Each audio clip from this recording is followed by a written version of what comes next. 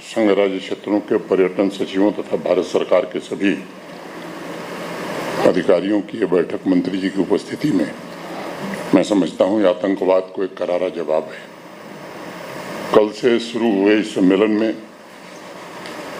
सम्मेलन से पूरी दुनिया को एक संदेश जा रहा है कि भारतवर्ष का सिरमौर जम्मू कश्मीर भारत के आदरणीय प्रधानमंत्री श्री नरेंद्र मोदी जी के नेतृत्व में पूरी ताकत से विकास के नए कीर्तिमान स्थापित करने के लिए पूरी तरह प्रतिबद्ध है।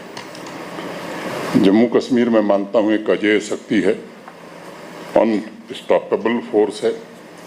शासन तथा व्यक्तिगत जीवन में माननीय प्रधानमंत्री जी द्वारा की गई प्रगति और परिवर्तन आतंकवादी देश पाकिस्तान द्वारा उन्हें बाधित करने के नापाक प्रयासों के बावजूद आगे भी फलते फूलते रहेंगे। ये भी सच है कि ईश्वर ने और प्रकृति ने जम्मू कश्मीर पर वाकई बड़ी मेहरबानी की है।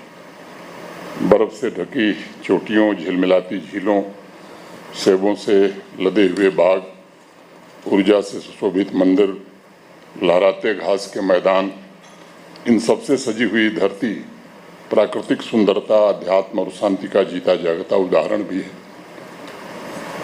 आप सब सुने हैं, मैं दोहराना नहीं चाहता वो अमीर खुसरो की वो लाइन कि और फिरदौस बर्रुए जमी अस्त हमी अस्तो हमी अस्तो हमी अस्त। न धरती पर अगर कहीं स्वर्ग है तो यही है, यही है, यही है। जम्मू की खूबसूरत नदियों से लेकर कश्मीर की प्राचीन घाटियों तक यहाँ हर मौसम अपनी एक अलग दास्तां कहता है।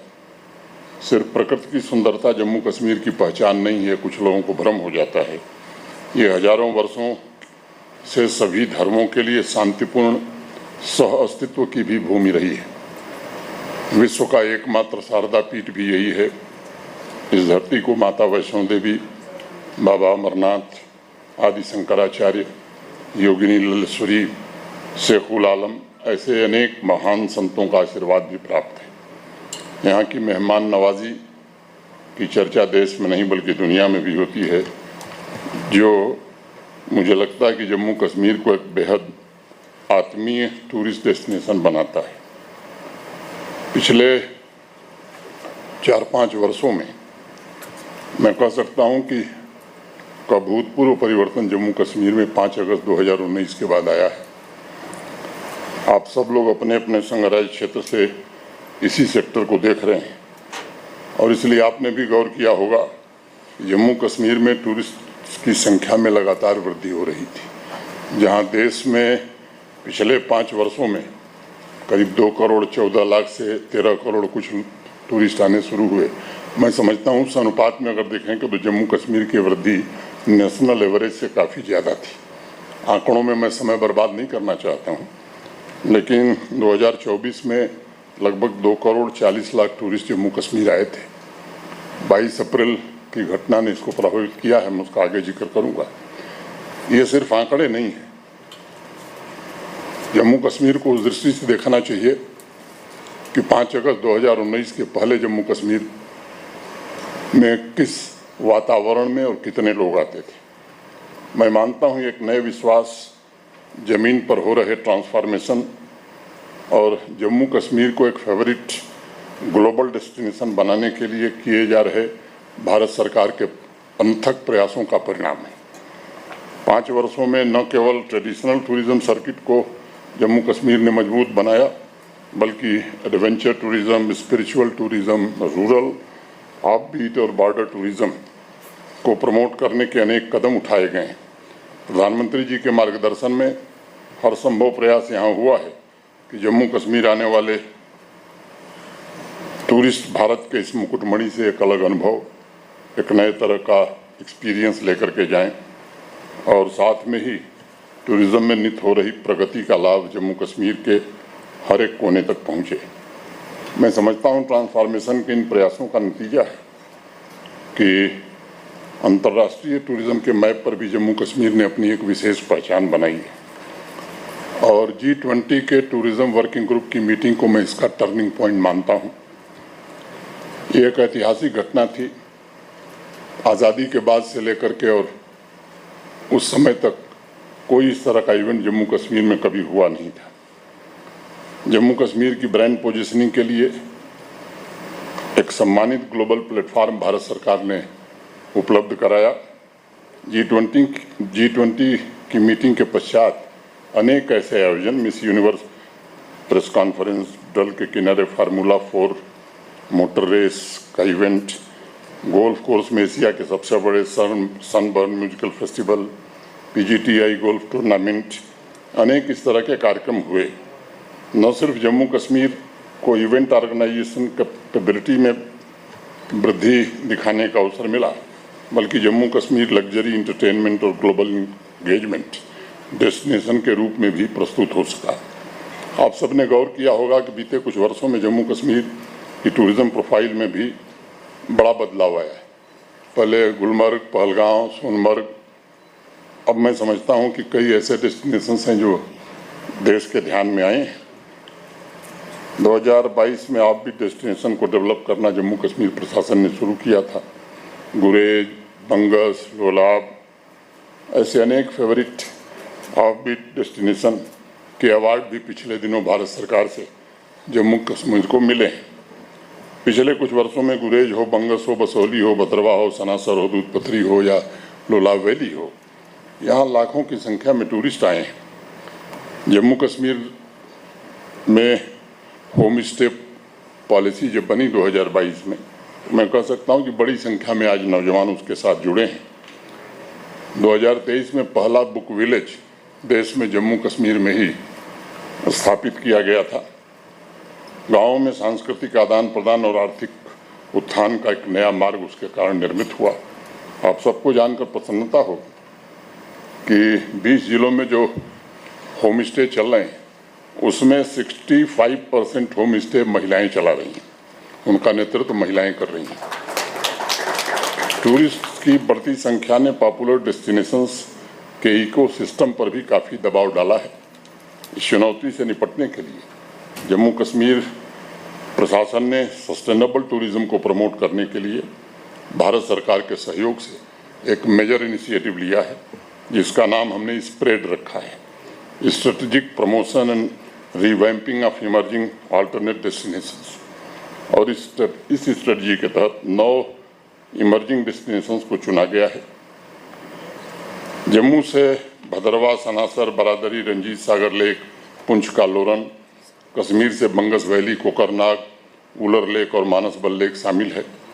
इनका चयन करते हुए टूरिस्ट फुटफॉल, इंफ्रास्ट्रक्चर, कनेक्टिविटी, इसका विशेष ध्यान रखा गया है और इसमें लक्ष्य भारत सरकार के सहयोग से तय किया गया है कि 9 इमर्जिंग डेस्टिनेशंस को नेशनल इंटरनेशनल टूरिज्म मैप पर लाकर पहले वर्ष में कम से कम 5 लाख लोगों को सीधे रोजगार से जोड़ा जा सके।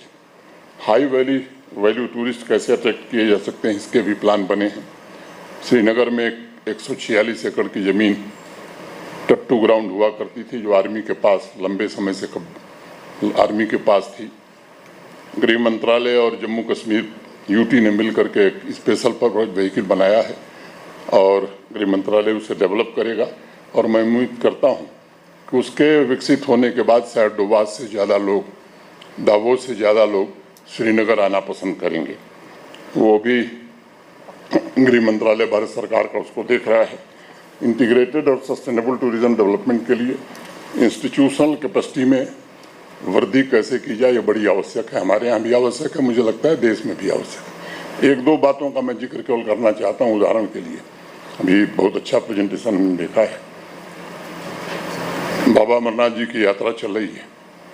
अब वो जिस दुर्गम स्थान पर यात्रा है, मौसम जिस तरह का यहाँ रहता है, प्रशासन के लिए बड़ी चुनौती होती है यात्रा को शुरू करना। देर से शुरू करते हैं।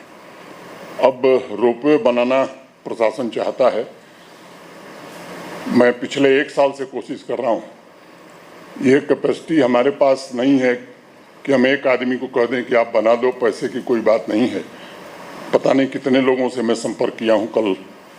परसों सुबह तरुण कपूर मुझे मिले थे, तो मैंने उनसे भी कहा कि इसमें हमारा सहयोग करिए।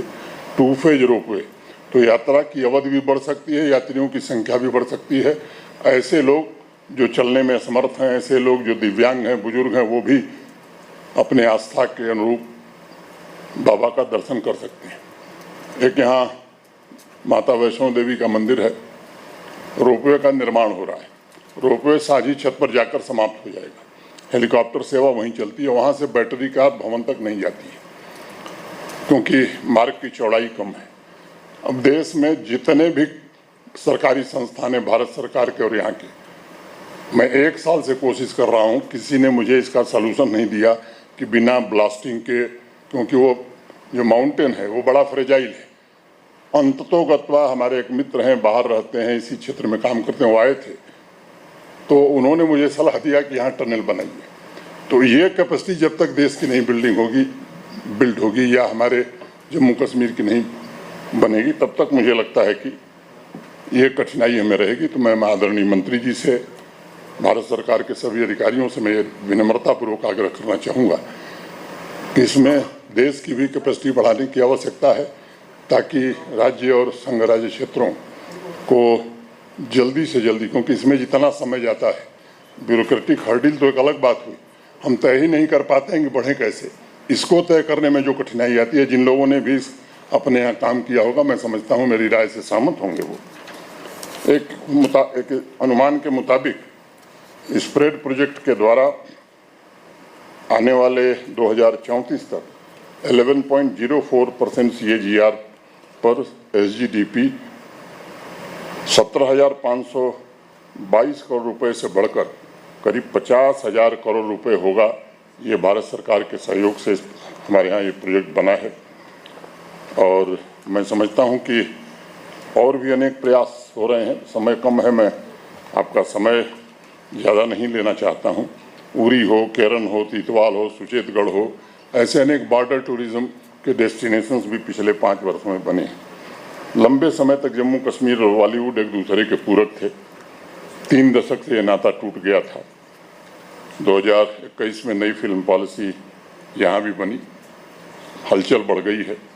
सिनेमा हॉल भी बंद थे, वो भी अब यहाँ चलते हैं। पिछले वर्ष 72 फिल्मों और वेब सीरीज की शूटिंग जम्मू कश्मीर में हुई है। 3-4 सालों का आंकड़ा बड़ा है। मैं आपको बताना चाहता हूँ कि एक जम्मू कश्मीर अब फेवरेट वेडिंग डेस्टिनेशन भी बन गया है और गत वर्ष 22 से ज़्यादा हाई एंड वेडिंग यहाँ श्रीनगर शहर में हुए हैं। टूरिज्म को नई गति देने के लिए पिछले वर्ष जून में Jammu Kashmir film development conclave का भी आयोजन हुआ था। इस सेक्टर से जुड़े हुए देश भर के सभी स्टेक होल्डर्स भी आए थे। इन सब ट्रांसफॉर्मेशन के बीच मुझे लगता है कि एक संकल्प ये भी होना चाहिए कि जम्मू कश्मीर को ग्लोबल रनिंग मैप पर कैसे लाया जाए। देश विदेश के मैराथन रनर और फिटनेस प्रेमी यहाँ शुद्ध प्राकृतिक संपदा का लाभ उठा सकें और इसके लिए गत वर्ष कश्मीर मैराथन, हमारे टूरिज्म सेक्रेटरी यहाँ बैठी हैं, इन्होंने ये विस्तार में बताएंगे, जिसमें 13 देशों के एथलीट और देश भर के फिटनेस प्रेमियों ने हिस्सा लिया। अब इसकी भी चर्चा हो रही है और एक मैं समझता हूं कि एक ऐसा इवेंट होगा जिसे दुनिया के लोग जान जाएंगे। Meetings, incentives, conferences and exhibitions space में भी जम्मू कश्मीर की जगह बने, इसका प्रयत्न हो रहा है। यहाँ पोटेंशियल अथाह है। इस सपने को साकार करने के लिए भारत सरकार, माननीय प्रधानमंत्री जी के सहयोग से अनेक काम हुए हैं। 2021 में जम्मू कश्मीर की ट्रांसफॉर्मेटिव इंडस्ट्रियल पॉलिसी, जिसे भारत सरकार के गृह मंत्री ने निजी रूप से रुचि लेकर के बनाया, और मैं कह सकता हूं कि देश में कहीं भी इस तरह का इंसेंटिव इंडस्ट्री के लिए नहीं था जो जम्मू कश्मीर में था। उसमें भी हॉस्पिटलिटी और टूरिज्म सेक्टर के इन्वेस्टर्स को एक सुनहरा अवसर मिला। और एक बात मैं आपके ध्यान में लाना चाहता हूं कि पिछले 4 वर्षों में केवल कश्मीर वैली में 5,000 से ज़्यादा नए होटल बने। 5,000 से ज़्यादा, मैं जोर दे करके कह रहा हूँ। हाँ, ये सच है कि उसमें ज़्यादा इलीगल है, उसको मैं स्वीकारता हूँ, क्योंकि लीगल बनाने में इतनी परेशानी होती है कि आदमी दूसरा रास्ता अख्तियार करता है। तो वो आसान रास्ता है, जल्दी काम हो जाता है।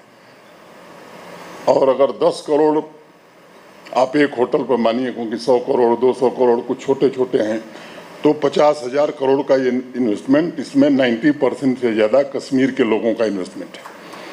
अगर 3 गाड़ी आप रखें एक होटल पर तो 15,000 गाड़ियां पिछले 4 वर्षों में नई जम्मू कश्मीर में खरीदी गई। हर प्रकार से यहाँ की इकॉनमी को जो बूस्ट मिला है, मैं समझता हूँ कि ये काफ़ी अच्छा है। अभी 2 दिन पहले ब्रिक्स समिट में माननीय प्रधानमंत्री जी ने पूरे विश्व को जो बात कही, मैं समझता हूँ कि हम सबके ध्यान में ही होगी। एक शांतिपूर्ण और सुरक्षित वातावरण में ही मानवता का विकास संभव है। और पहलगांव की अमानवीय और कायरतापूर्ण आतंकी हमले का जिक्र करते हुए उन्होंने कहा कि वो आतंकी हमला भारत की आत्मा, अस्मिता और गरिमा पर सीधा प्रहार था। ये सच है कि आतंकवाद को समाप्त करने के लिए हमारे सुरक्षा बलों की बड़ी भूमिका है, लेकिन समाज की भी भूमिका इसमें बड़ी महत्वपूर्ण है। जिस दिन समाज का सपोर्ट समाप्त हो जाता है, उस दिन से आतंकवाद को ऑक्सीजन मिलना भी बंद हो जाता है। जम्मू कश्मीर में इसकी शुरुआत हो चुकी है। 22 अप्रैल की घटना के बाद जिस तरह से जम्मू कश्मीर का आम आदमी सड़क पर आया पहली बार, मैं समझता हूँ उसने एक शुभ संकेत दिया है।